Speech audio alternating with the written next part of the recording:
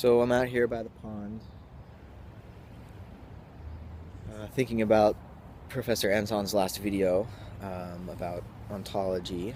Um, Corey wants to argue that being precedes knowing, and that once knowing emerges, in the course of um, evolutionary time, then it can only be understood as an intrinsic part of being. That epistemology is an ontological problem, in other words, and that we can't just start with epistemology in order to then arrive at ontology, but that rather we must always already have made ontological presuppositions before any sort of um, epistemological inquiry could be possible. So that those, let's take Descartes as one of those thinkers, the most paradigmatic of those thinkers who would try to have knowledge become a priori. Um, Descartes wanted his own thinking to be the uh, fundamental source of reality. That his mind, with its innate ideas placed there by the deity that he imagined, um, that it is through our own human thinking, using these ideas, that the world itself um, is structured. That the world itself has a mathematical um, foundation that we can access with our own intellects, God-given intellects, and that mathematical foundation is um, totally knowable. It's basically it's as if Descartes felt that the natural world was made of pure knowability, that it was just information waiting for the human intellect to decode and then to recode. So Descartes also sort of merged science and technology, and science was never separate from technology. But you see in Descartes how the human technical uh, control over nature comes right alongside, and was always necessary for human scientific understanding of nature.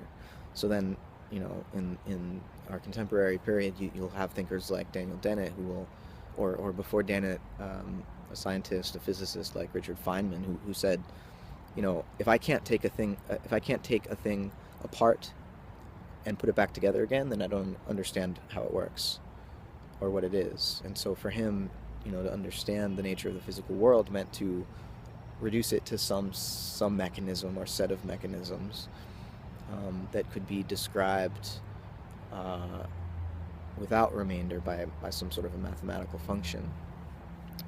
And then Dennett will say things like that we are basically machines made up of blind replicators, algorithmic information packets that operate for no purpose at all, and evolve only circumstantially, sort of on accident, and that, you know, fundamentally what there is are just these number crunching um, processes that, it's strange that Feynman and Dennett would claim to be materialists when they really reduce the world, whether it's the genetic world or the physical worlds, to a kind of an equation, a set of equations, and forget that even with mathematics, you're still dealing with a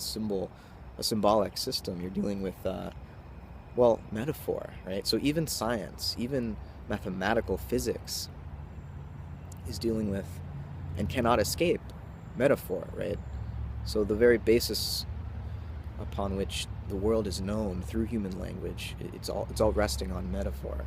Our capacity to compare one thing to another, to say this is the same as that, or that's different than this.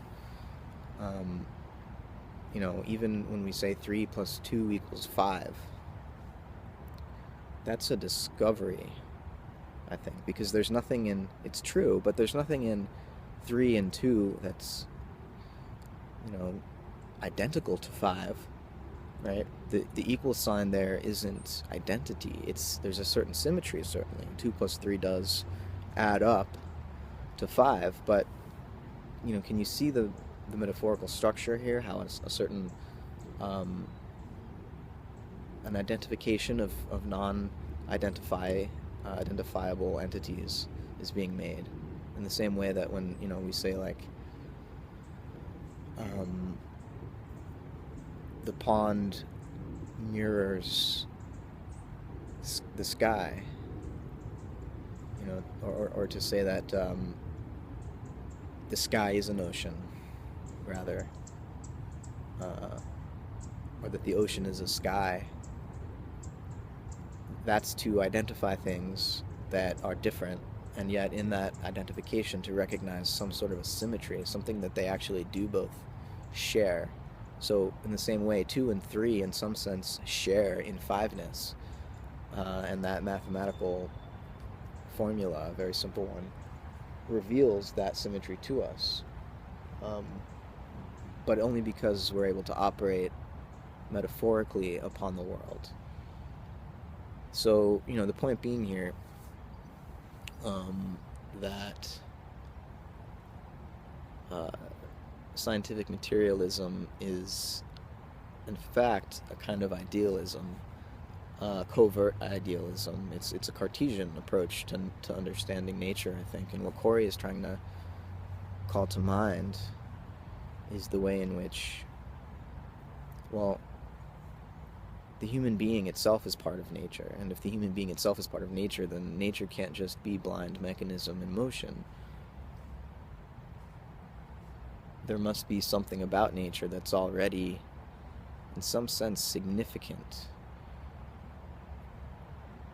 in order for our own sense of significance as human beings to be possible. Being itself must have had some significance, or at least it is in the human being that being itself comes to discover its own significance. And I wonder here, playing with this difference between discovery and creation, where Corey and I fall. I just made a video called Ontological Creativity, and now in this video I'm talking more about how creativity can be discovered in nature, and that it's not just the imposition of what's special about the human that allows creativity to be possible.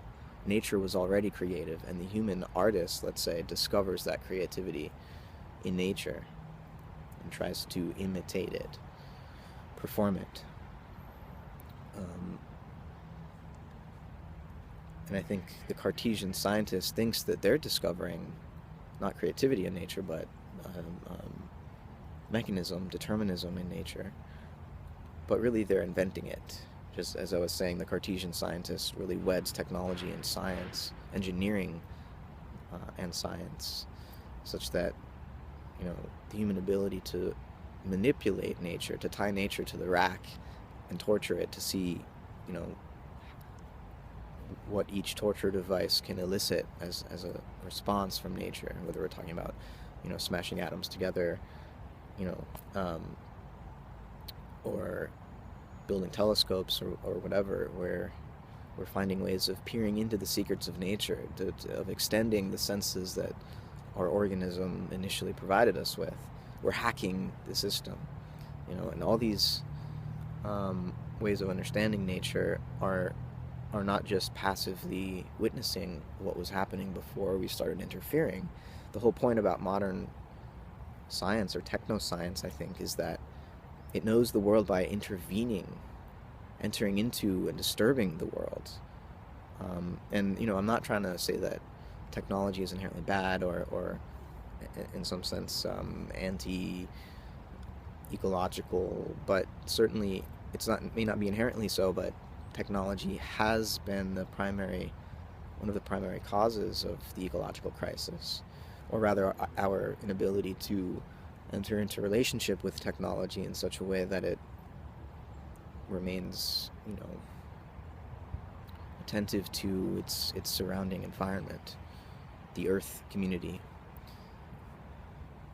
So I think in critiquing mechanistic science and in critiquing the idea that knowledge somehow masters or could ever master reality, recognizing, as Corey is trying to point out, that no, being is the master, if there be one, not we, knowing, knowledge possessing, wise creatures. And I think, we call ourselves Homo sapiens, but maybe those of us who philosophize, who love wisdom, recognize that, well, the human being is still an idea. It's an ideal even that we're striving to realize. We're not yet wise. We're striving to realize wisdom by loving wisdom. And I wonder what would we call it? Ontosophy, or a friend of mine likes to talk about erosophy, combining eros, the Greek word for love, and Sophia, the Greek word for wisdom, rather than philia, which also means love. But I think when we're trying as human beings, as beings that we say possess knowledge, to understand being, I don't think we should just assume that understanding requires mastery over being. I think there's another way of relating to what we are and what we came from that isn't based upon that relationship of mastery, of technological domination. The philosopher Pierre Hadot and historian Pierre Hadot wrote a book called The Veil of Isis, about the history of the idea of nature in Western philosophy. And he distinguishes between two basic ways of understanding nature, what he calls the Promethean on the one hand and the Orphic on the other.